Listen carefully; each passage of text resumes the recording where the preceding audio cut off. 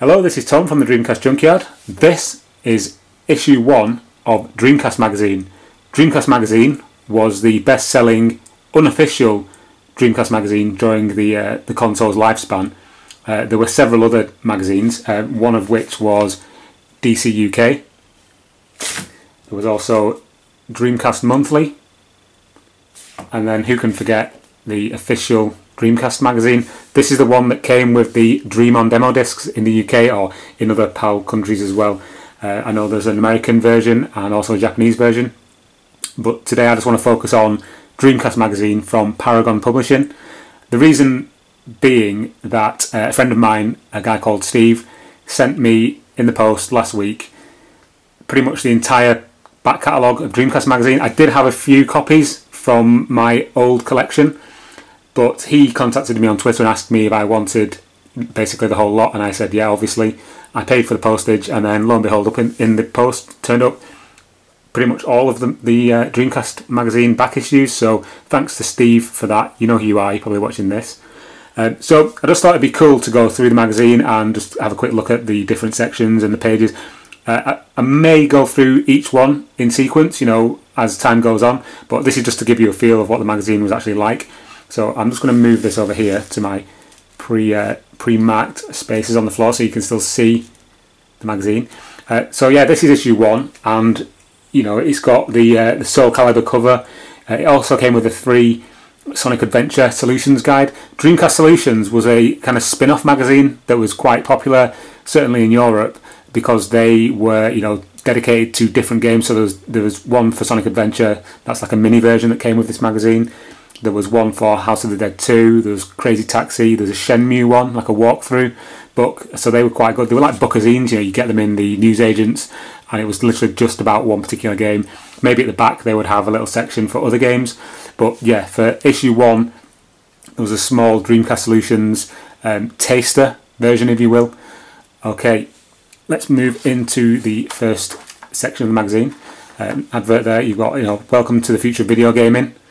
And this is a like an introduction by the managing editor, Nick Roberts, just saying, you know, how great it is that we've got a magazine and Dreamcast brilliant and all that malarkey. Next page.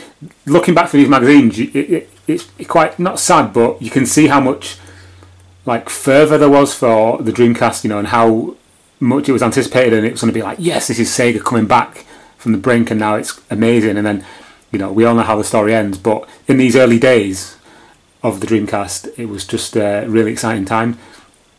So we've got the contents page here, as you would expect. Moving on, this on the left hand side is a little article about the advertising campaign that's coming for the Dreamcast. Yeah, it says here that the ads were going to run alongside the Phantom Menace in cinemas, and here down here on the bottom is our friend the Barber. If anybody knows who the Barber is, please let me know. On the left here you've got a little bit about Tomb Raider and a story here about Shadow Man, the game from Acclaim, being turned into a film. Obviously that never happened. If it did, I've never seen it. Okay, moving on. Another section here about things like, this is interesting, a little article about Nights into Dreams coming to the Saturn, to the Dreamcast even. Obviously it didn't happen. This is a little bit about the Dreamcast launch. In the UK, Sega sponsored the football team or soccer team Arsenal with the Dreamcast logo and the Sega logo. That's just two of the players there from the era. That's Patrick Vieira and Tony Adams, if I'm not mistaken. Looking quite smug there with the Dreamcast demo unit.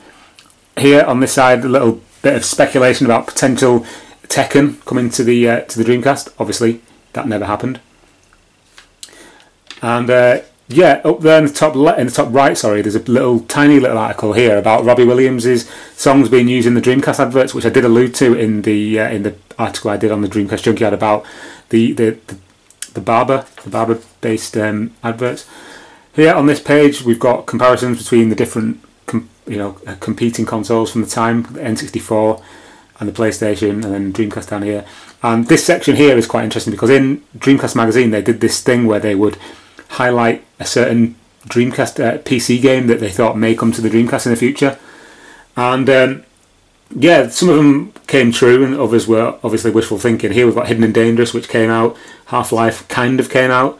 and Hostile Waters, which is a game I've never actually heard of, but yeah, they seem to think it may come to the Dreamcast. Back then when this magazine was new, that didn't happen. This is a Ubisoft advert for their launch games for the Dreamcast.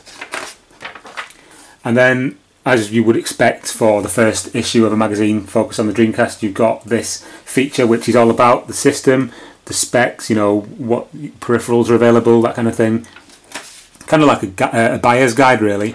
So you've got, you know, the VMU and the steering wheel. Down here you've got a little bit about it being internet ready, the gun, keyboard, modem, and then just a little bit at the bottom here just explaining about the different aspects of the system. Here, a competition to win a Dreamcast, well, it's not even a Dreamcast branded DVD, it's just a DVD player. Advert for Power Stone. And then here is Dreamcast, what do you think? They're obviously asking like people from the public what they think of the Dreamcast on first play, first go really. Next up, section on games in the arcades. There's a nice little picture up there of Naomi.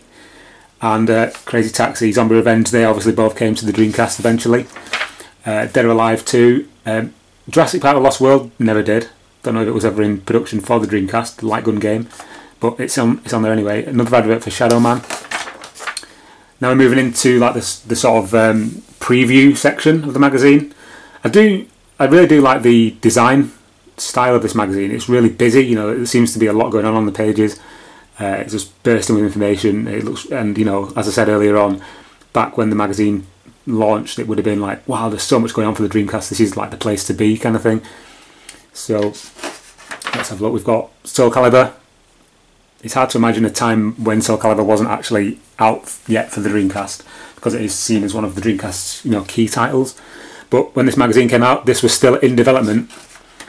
And yeah, it's as you can imagine, the hype was quite high for the game. This is an advert for Gameplay, an online store. Do you remember when you had to cut these out and send them off if you wanted to buy something, because you know very few people had access to the internet?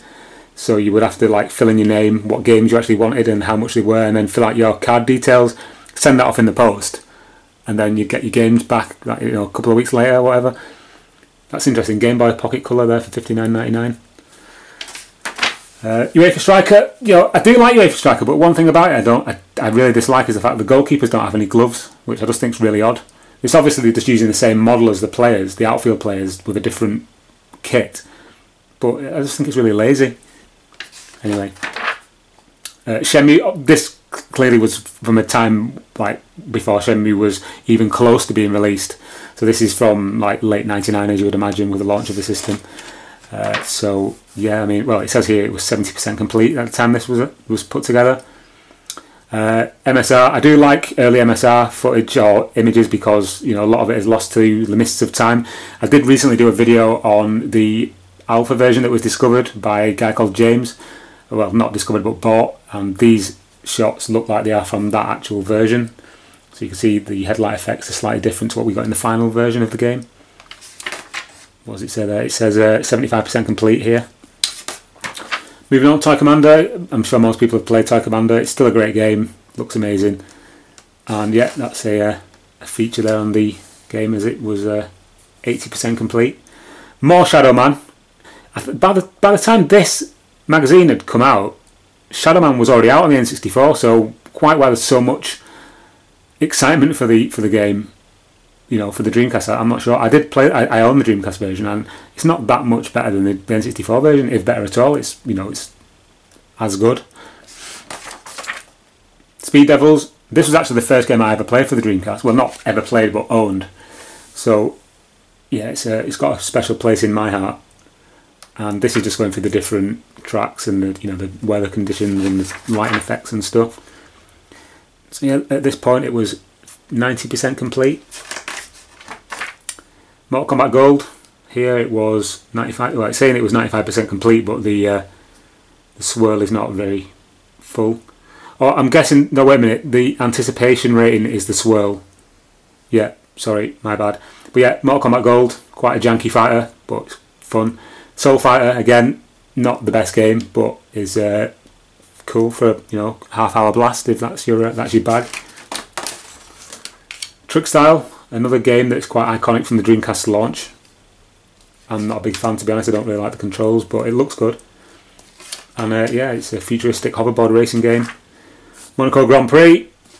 So I'm just going to whiz through these because I'm sure you're getting bored of my voice droning on. Resident Evil Code Veronica. Early shots here again. According to this, it was 75% complete at this point.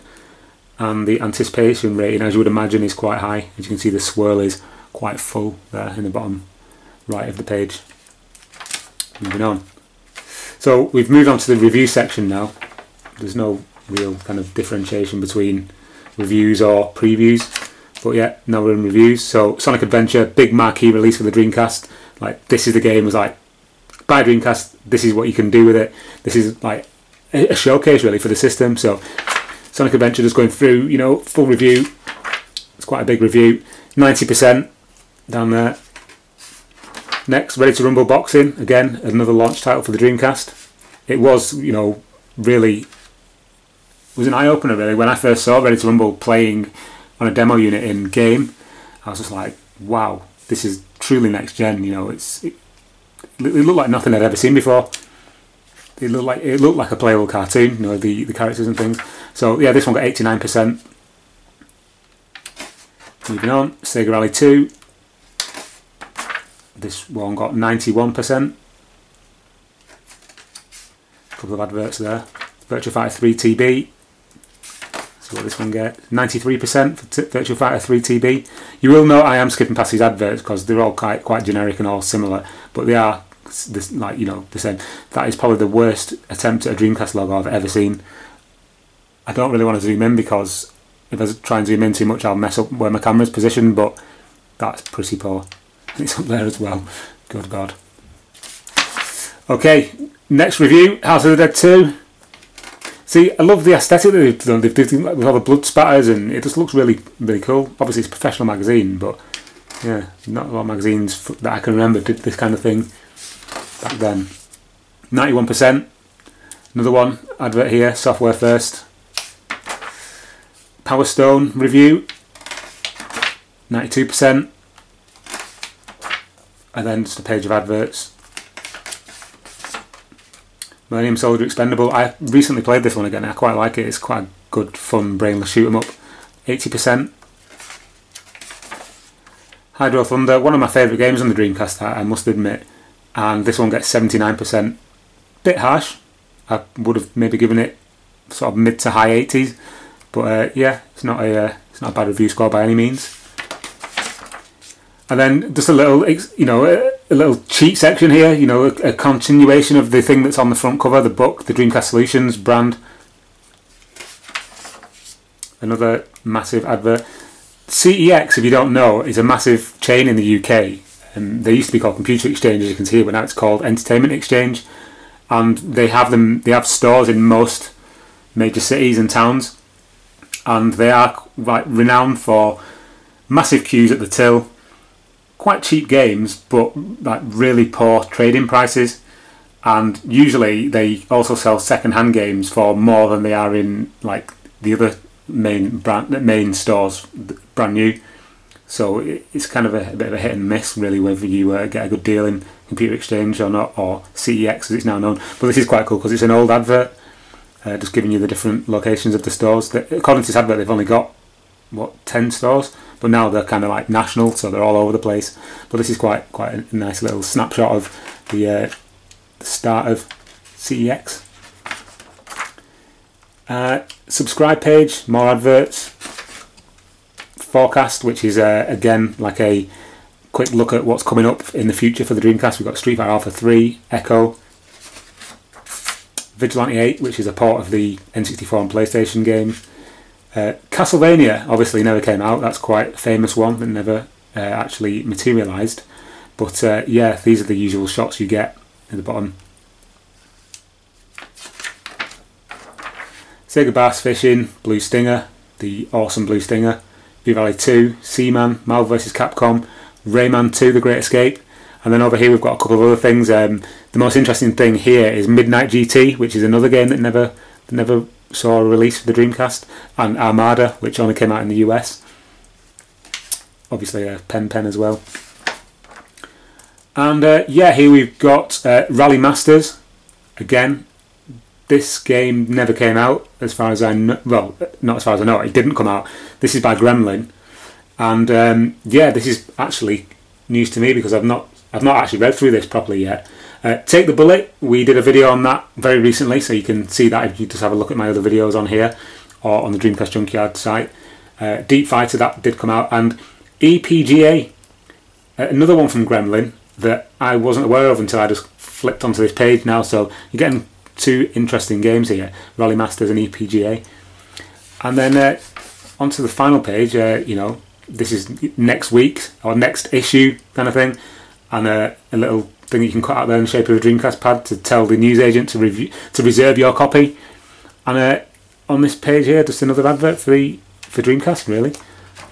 Back page, Neo Geo Pocket Color advert. So yeah, I hope you enjoyed that little flick through down memory lane.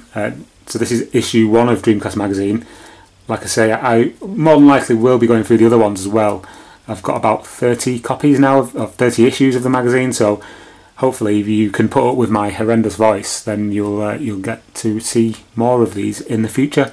But for now, thanks for watching and putting up with my really crap Adam Koralik impression. That's 2 thumbs. Bye.